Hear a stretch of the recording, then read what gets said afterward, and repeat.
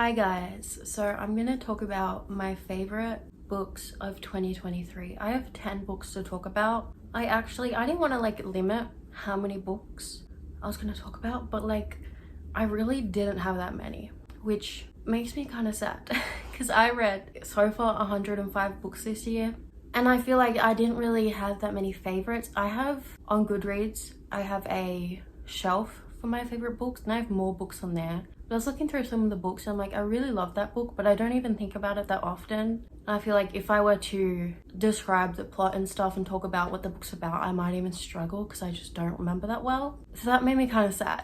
I can't lie that I only have 10 books which are my favorite. I don't know. I read so many books, you'd think I have more, but also it kind of also felt good because I always feel like I rate books too highly, but I feel like I've been getting better. I think maybe not. Let's talk about my 10 favorite books of the year. We have romance, literary fiction, fantasy, and one non-fiction. I've talked about these books a lot on my channel, but I have some new viewers, some new subscribers and stuff, which my channel has been growing I think quite a bit lately. I definitely have more viewers and more that return to my videos, so thank you. It's been really making me so happy, so thank you for watching and for supporting my channel. So I've definitely talked about a lot of these books before.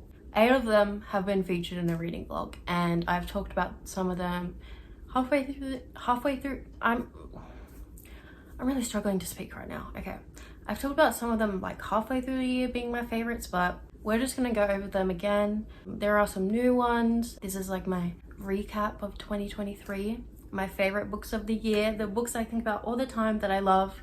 And yeah, let's just get into it. I'm kind of nervous to talk about these, okay, because okay. Okay.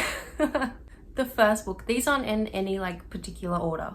Archer's Voice by Mia Sheridan. Okay, this book, obviously really good in my opinion. One of my why am I explaining that's one of my favorite books? That's obvious. This is a romance. It follows Bree and Archer, and Archer is mute. He had a tragedy that happened to him. It was a really sad romance, but I'm not a big fan of sad books because I don't like sad books. It's too much for me. I can cry really easily from media movies or books and stuff, and they can make me cry really easily. I can get really emotional, and that's just too much to consume all the time. I just don't enjoy it as much, even if I really love it. Just really sad stuff is just too much for me. I mean, as someone with depression, I don't want to be always consuming sad stuff, but this book, it also had so much happiness, so much heartwarming, heartfelt moments. The whole book was like that, and it made me feel so much. And I said before, I've never had an experience with a book like this where I felt so happy, and it made me appreciate love so much. And just reading this story, I felt this story to my bones. All the sad parts, I felt so much, I felt them so strongly. That didn't affect how much I liked the book. It worked somehow. I don't know how to explain it, but somehow when I came to this book and all those sad moments, it didn't make me push away from the book. It didn't make me want to put it down. It just made my connection to the book even stronger. And I think also the whole book wasn't sad. There was just some big key moments that were really sad. The love in this book, the love story, really pulled it together, and the characters I loved so much. This, oh my god, I cherish this book. I wish I had read it sooner, because I had this book for so long and I knew I was gonna like it, but I just hadn't picked it up. But I also don't wish that I liked when I read it. The time I read it was really good. Maybe I would have not as liked it much if I read it at a different period, which I probably wouldn't be the case, but this would be an all-time favorite book of mine, a book I will always recommend, a book I can't stop thinking about. It was everything. It was everything to me. So yeah, that's the first book. I feel like I'm gonna be talking like that for every single book.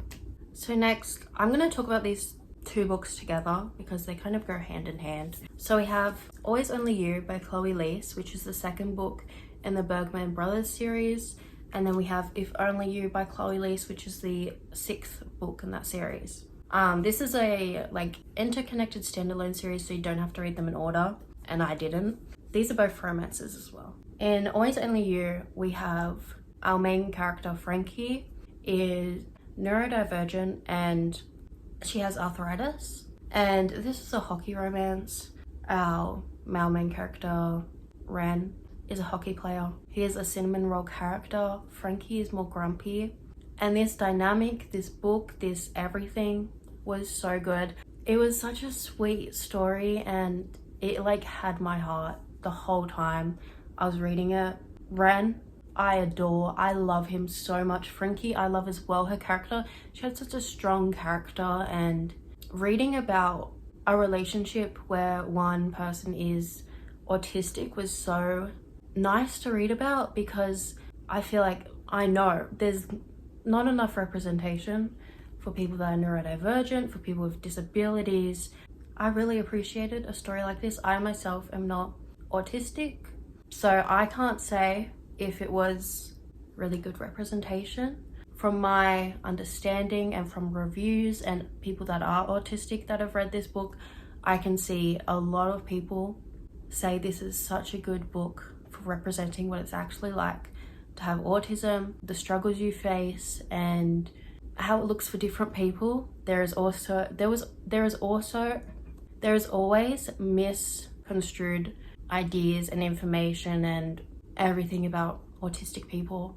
I feel like I don't really want to go on a big rant about it, but there's so much misinformation, and there is a lot of books where there is representation for autistic people, but a lot of autistic people say that doesn't represent them very well, and they think it's actually more harmful. And so I think this is a book I really think should be shared and talked about. From my perspective and from what I've seen so many people say that are neurodivergent, that this is such a good representation, and I think so many more people should read this, because even just the whole love story was so good, and the way Chloe Leese writes about relationships, and a lot of her characters will discuss what it means to be in a relationship, what it means to be in love, what it means to have mental health struggles, and she just does it so well.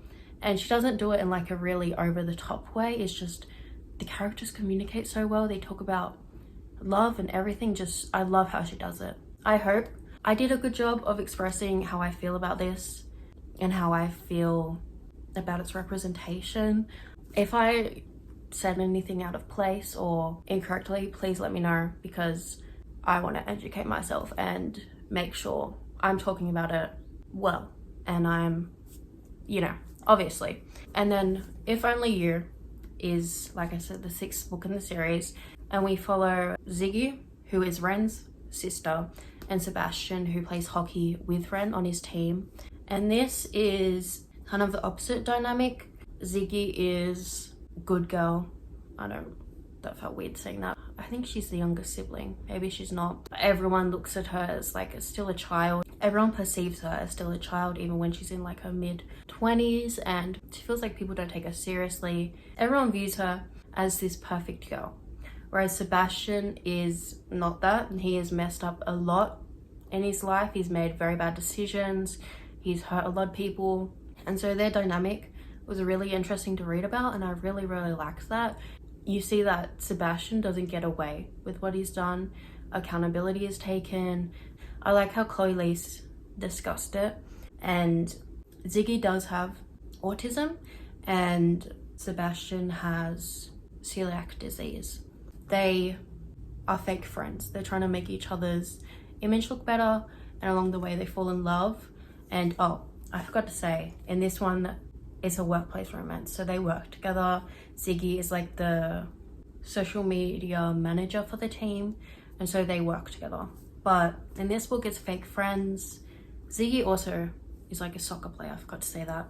But I really like this dynamic and the way the story was told. It was so heartwarming. I loved this book so much, and like I said, with Always Only You, from my perspective and from what I've read and seen, I think this has really good representation for not only autism but also celiac disease and chronic illnesses, what it's like to live with chronic illnesses, mental health problems, disabilities, while trying to pursue a relationship, trying to have a career. It just, these stories, they're everything. And I appreciate Chloe Leese for her representation and the way she strives to showcase how everyone deserves love, everyone is deserving of love, and everyone's life looks different, everyone goes through different struggles.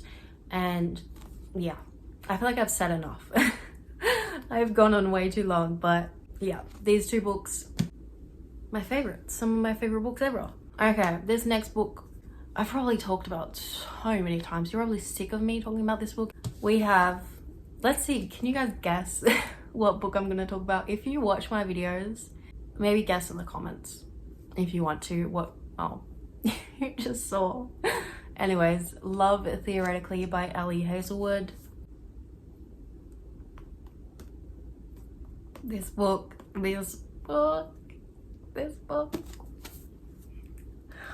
So, where do I start? Ali Hazelwood, I love her books. She is my favorite author.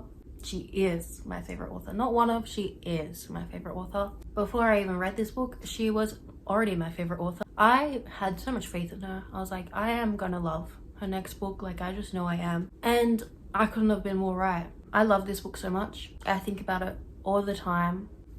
We have my Ali Hazelwood shrine over here. This book, I don't know where to start.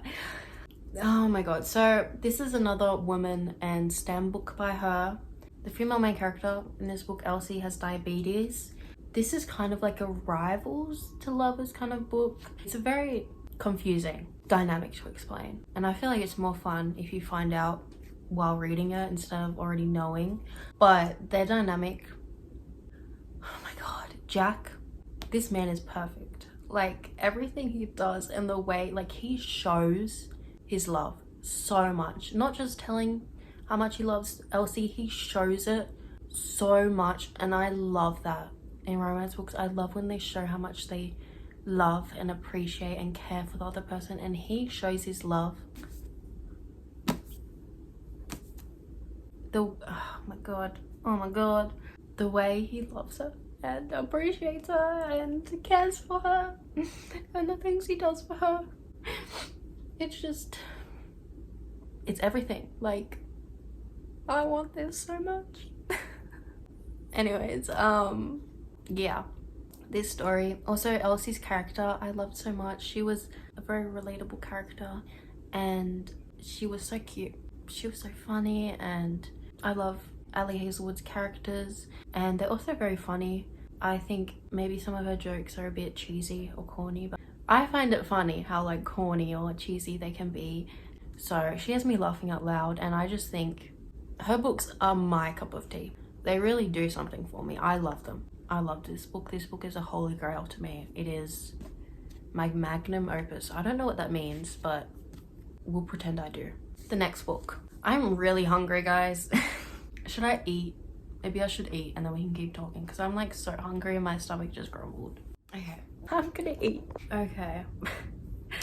I'm back, guys. I ate some food and I feel much better. So let's continue. I have 5 more books to talk about. Everyone in This Room Will Someday Be Dead by Emily Austen. This is literary fiction. It follows Gilda, who suffers from, I think, depression, anxiety. She has, is it paranoia?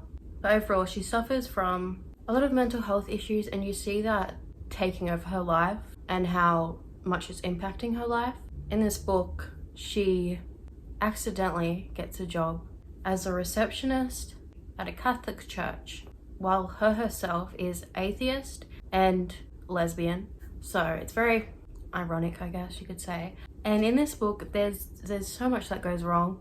I was panicking a little bit with some stuff happening. I was like, oh no, this is gonna turn out really, really bad. But also, it wasn't where I was like, oh my god, you're so stupid, don't do this. I was also like, I feel you, because I definitely wouldn't be in these situations, but I have a fear that I could be.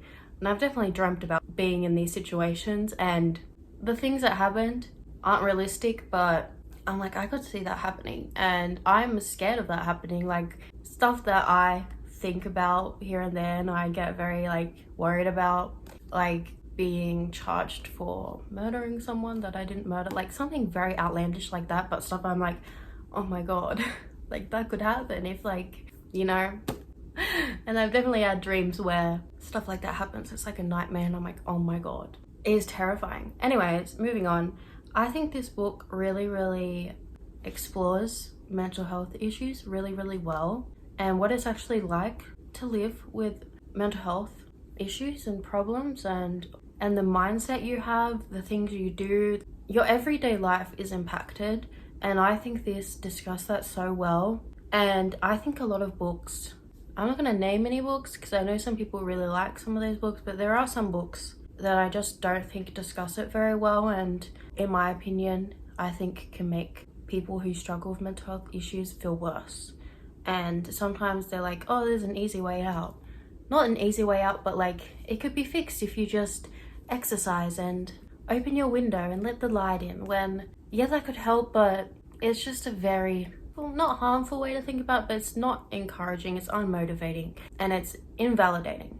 I feel like this is the biggest part of it, is feels very invalidating to minimize what it's like to live with mental health issues that impact you so much. They impact your thoughts, they impact your entire life, your well-being, your every single day they impact you, and it affects people so much. And to just be like, if you just go outside more and if you look at it this way, well, your life could have been worse, so be grateful for the life you have. Like, obviously that's important to be grateful for what you have, but saying stuff like that minimizes people's experiences and their issues and invalidates it. Because obviously if I could think that way, if being like, oh, other people have it worse, so I should just not be depressed, I should just be grateful and stuff, if I could just switch like that, I would. Like, why would I want to put myself through harm and depression and these horrible mindsets and thoughts? Like, if I could change my mindset and think like that, I would, and I try to, because I want to be better. But I'm going on a rant right now, but I think this book dealt with mental health issues really well, and really portrayed what it's like to live with them and how hard it is, because it is really hard. And I know people say that all the time, but sometimes I feel like if you don't struggle with those issues, I think it's hard to understand how hard it can be, which makes sense. But yeah, I really like this book, and the story, it wasn't even that upsetting for me to read. I really connected with the character. I felt so understood and heard reading this book. I really love this book. Okay, this is a bit of like a change of pace now. This is a bit more lighthearted. We have From Look Off With Love by Mariana Zapata. This romance book was one of my first favorite romance books. I feel like I don't really have a lot to say about this book. It was just a book I really love, and I really like the characters. I love the slow burn, I love the dynamic. The male main character, Ivan, he is also another character that just shows his love so much. Instead of just telling how much he loves Jasmine, he shows it before they're even together, before they realize they love each other. He shows his love for her so much. This book starts off as enemies to lovers. They're figure skating and they end up pairing up together. But Ivan is Jasmine's best friend's older brother. They've known each other since they were like kids. They've never gotten along, they always bicker, and then some stuff happens and they end up being partners. They have to work together. It was such a sweet book, and like I said, Ivan just showed his love so much, and I loved that so much. And I need to read more Mariana Zapata books, because this is still the first book by her I've read. And I've been saying since I read this book, I need to read more books by her, and I think I read this at like the start of the year, so I don't know what I'm doing. Next we have The Cru Print by Holly Black. I'm like counting this as the whole series. Like when I talk about The Cru Print, I'm talking about the series as a whole. The Cru Print is a fantasy romance. I think this is the second fantasy series I read, not including like Harry Potter and stuff like that I read when I was younger, when I started getting back into reading. This is like the second fantasy series I read, and this series, oh my god, the build up throughout this series for like the romance between Jude and Carden, and not even just the romance, the whole plot of the book, the way I loved it so much. Jude is such a strong character. I loved her character. She is so powerful and unforgivably is that the right word? Unforgivably herself. I don't know if that's the right saying, but everything she does, I stand by, and I love her character. Carden, I feel like I don't really need to say much. He's perfect. Like he's perfect. They're both perfect. I loved their story. I loved the fantasy, the world, everything that happened. It was just, I think about this world all the time and I just wish I could go there. It's such a beautiful fantasy world, and obviously there's a lot of not good stuff that happens, but I don't know, there's just something about it. When I think back on this book, this series, and I think about scenes in the book, like I feel like so much happiness. It feels like nostalgia. It feels like a warm sunny day where it's not too warm. This series has my heart. These characters have my heart. This world has my heart, and they will forever have my heart. This next book is probably the bottom of this list. Like if I were to rank them, this would probably be at the bottom, and I will explain why. Serpent and Do by Shelby Morin. This book I loved, but this is a part of a series. I read the second book. I didn't finish it. I had like, I think 200 pages left, maybe less, maybe like 100 pages left, and the second book ruined this book for me. I don't know what happened, but the second book just completely ruined everything. I'm gonna try and finish that book eventually and then read the third one so we can wrap everything up, hopefully how I want it to be wrapped up, because the second book, it turned everything upside down, and just like the author got a knife and started stabbing everything I loved and killed and destroyed everything I loved and like threw it in my face. I don't know, I felt betrayed. That's maybe a bit dramatic, but I did feel betrayed, and it still hurts to think about. But this book, let's just pretend this is its own book and the second book doesn't exist. This book, I loved the characters, the dynamic. We have our female main character who's done a lot of wrong things, but she's done it to survive. She's a witch.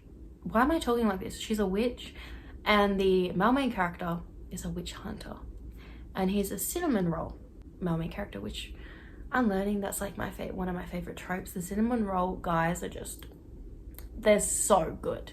In this world, witches are like deemed horrible. They say like they worship the devil, even though that's not the case. And so we have people that kill the witches. I think they're called chasers, something like that, but they're like trained and stuff to kill the witches. And then Reed, he is like one of the best. I think he's like the captain witch hunter. But then there's a marriage of convenience with him and Lou, which I didn't expect. I didn't know that was going to be in this book. So then they end up having to spend heaps of time together, even though they have very opposite ideas. Reed doesn't know she's a witch, and so that causes even more problems, and they start to fall in love. And then all this stuff goes down. Lou's life is in danger throughout like this whole book, obviously because she's a witch living among non-witches who think she is horrible. And also there's other stuff in her life that's threatening her life. It was really fun to read. It was like a roller coaster, and like the romance, so good. I loved their characters. Yeah, I just wish the second book didn't ruin it. Like, it makes me so sad. Moving on. We have the last book to talk about, I'm Glad My Mum Died by Jeanette McCurdy. This book holds such a special place in my heart. I grew up watching iCarly, and Jeanette was a main character in that show. She was my favorite character in the show, and reading this book, it just showed me what it's like to be a child actor and everything she went through that I had no idea about. Obviously, as a kid watching iCarly, I had no idea the pain she was going through, the abuse and everything, and the main focus of this story is her abusive relationship with her mother. The stuff her mother put her through, I definitely say check the trigger warnings before you read this. There are EDs and abuse and so much horrible stuff happens in Jeanette's life, and the fact she was able to write this book and share her story makes me really, really happy that she was able to get out of it. I appreciate that she wrote this story so much, that she was able to help other people with this book, because I know when I read this book, it helped me. I don't know how to explain this, but this book really helped me. Her story is it's really hard to read, but I'm really thankful that she was able to write it and talk about it now. I definitely think that a lot of stuff that happens in the industry, especially like with child actors, networks like Disney and Nickelodeon, there's so much horrible stuff that happens that just gets ignored.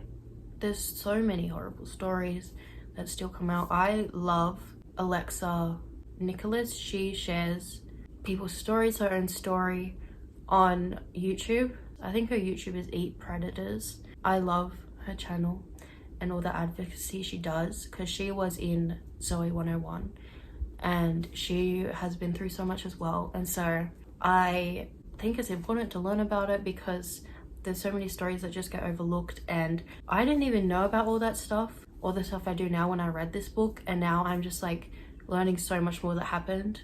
And while I was enjoying her character iCarly and stuff, she was going through horrible stuff, and I'm very happy she was able to get out of it. Anyways, I think I need to wrap up this video. I've talked for so long, and I feel like I've talked about some really big topics, which I did not know that was gonna happen, but it did, and I'm not mad about it. Anyways, thank you for watching. I really appreciate it if you stayed through the whole video. I have a book Instagram and a book TikTok linked down below, and that's all.